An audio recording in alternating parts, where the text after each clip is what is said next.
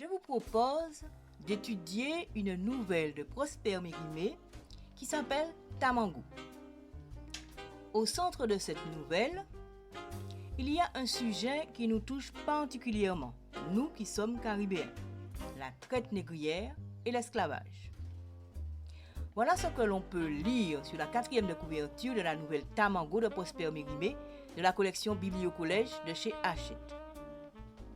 Marin expérimenté, le capitaine Ledoux est le maître à bord de l'Espérance, long navire destiné au commerce triangulaire. Tamango, fameux guerrier sénégalais, est un pourvoyeur en esclaves noirs. Mais le marché qu'ils passent ensemble est un marché de dupes. Et Tamango lui-même pourrait bien devenir la plus belle prise du capitaine. Quel regard Prosper Mérimée, un Européen qui vivait à l'époque de la traite négrière, pose-t-il sur cette pratique? C'est ce que nous allons découvrir tout au long de notre lecture de la nouvelle. La 4e de couverture poursuit ainsi. Nouvelle publiée en octobre 1829, Tamango aborde sans détour un sujet d'autant plus brûlant à l'époque que la traite se poursuivait malgré son interdiction en 1815. Mérimée donne à cette page sombre de l'histoire humaine la figure forte et cruelle de Tamango et le visage le plus ordinaire d'un Ledoux habile et froid. Lire Tamango sera donc pour nous l'occasion d'effectuer le devoir de mémoire que tout Caribéen devrait au moins effectuer une fois dans sa vie. Pour plusieurs intellectuels antillais, c'est capital. Le philosophe Édouard Glissant affirme en effet l'oubli offense et la mémoire, quand elle est partagée, abolit cette offense. Aimé Césaire et Gilbert Pagot sont tout aussi convaincus de la nécessité de se souvenir de ce passé. Écoutons ce que nous disent le poète Aimé Césaire et l'historien Gilbert Pagot sur la nécessité de nous souvenir de cette période sombre de notre histoire. Dans un documentaire en 3 parties de Jeanne Palsy intitulé Aimé Césaire, une voix pour l'histoire, le poète insiste sur la nécessité de ne pas oublier la période de l'esclavage et de la traite négrière. Quel effort n'a pas fait le monde colonial? Que d'efforts n'avons-nous pas fait, nous, Antillais, pour tout biffer, pour tout effacer, pour tout oublier? Eh bien, quand j'étais à Gorée, eh bien, je crois avoir écrit sur le tableau « Souviens-toi » ou quelque chose de ce genre-là. Et pour moi, c'est fondamental. Il faut se souvenir. Ça ne signifie pas que nous sommes de ressentiment, mais il faut se souvenir.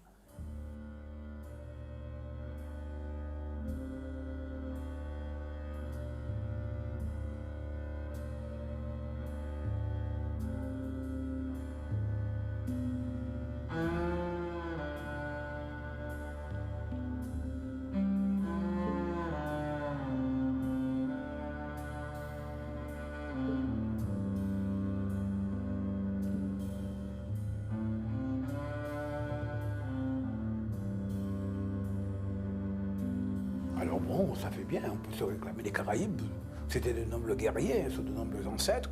On peut se réclamer, oui, pourquoi pas des créoles fondateurs, oui. Ça peut s'accepter. L'Afrique, pensez donc. S'il n'y a pas de nègre premier, vous n'avez pas de créole second, ça n'existe pas.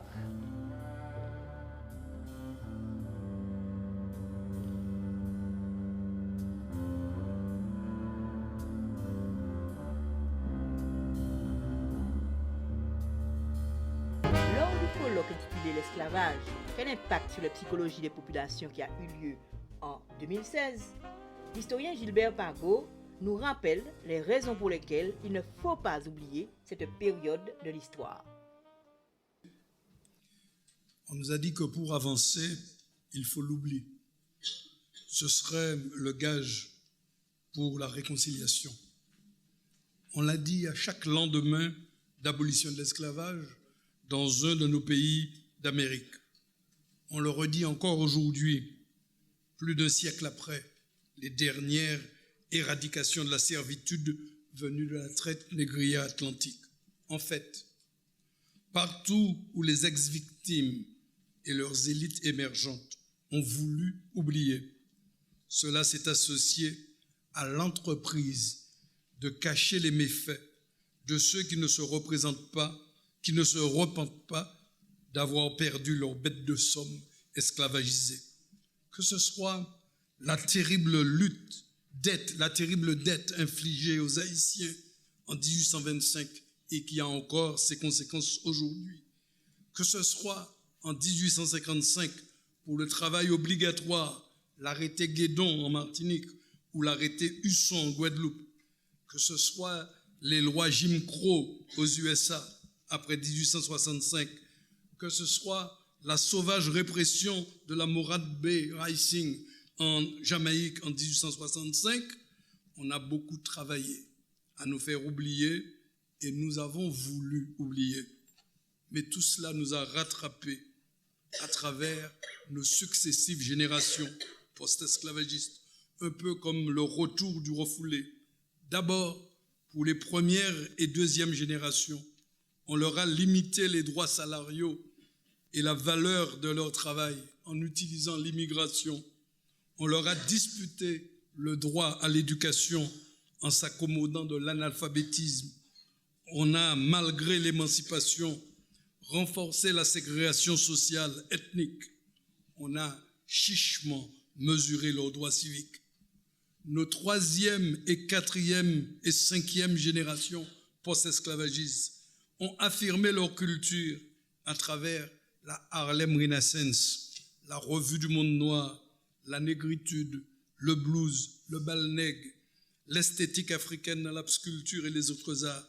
Ces mêmes générations ont, à travers le marvéisme, le panafricanisme, le rastafarisme, la NEECP Movement, ont crié leur révolte.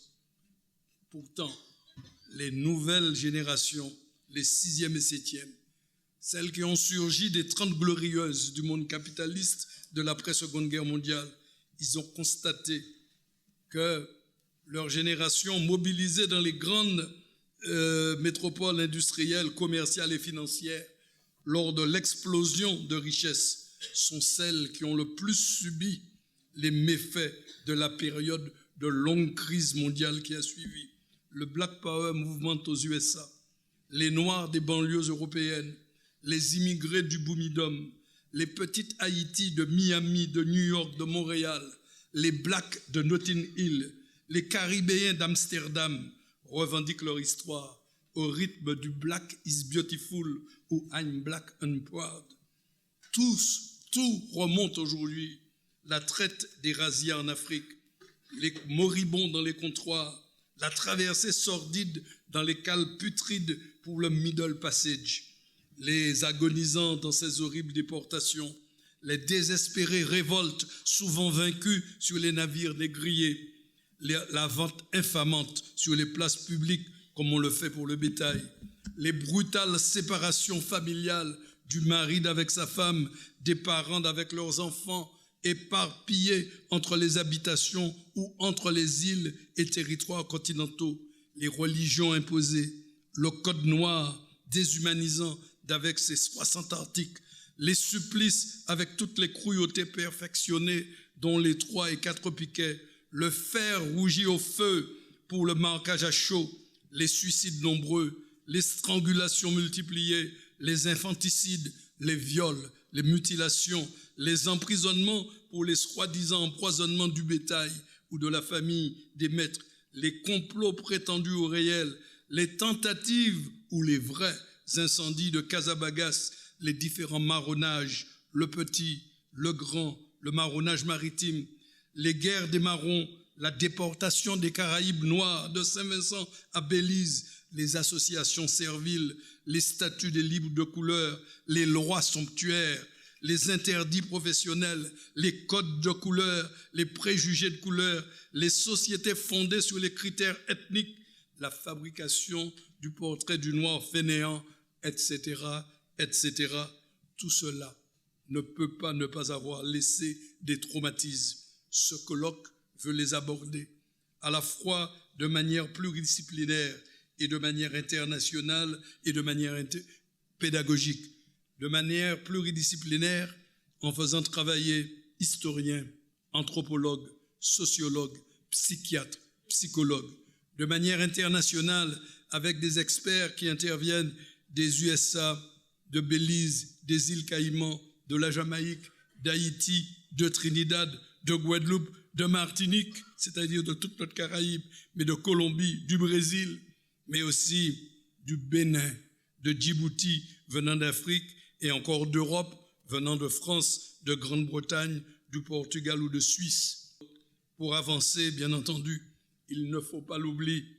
Il ne faut pas non plus ressasser, mais nous devrons aller à la connaissance pour affronter les défis.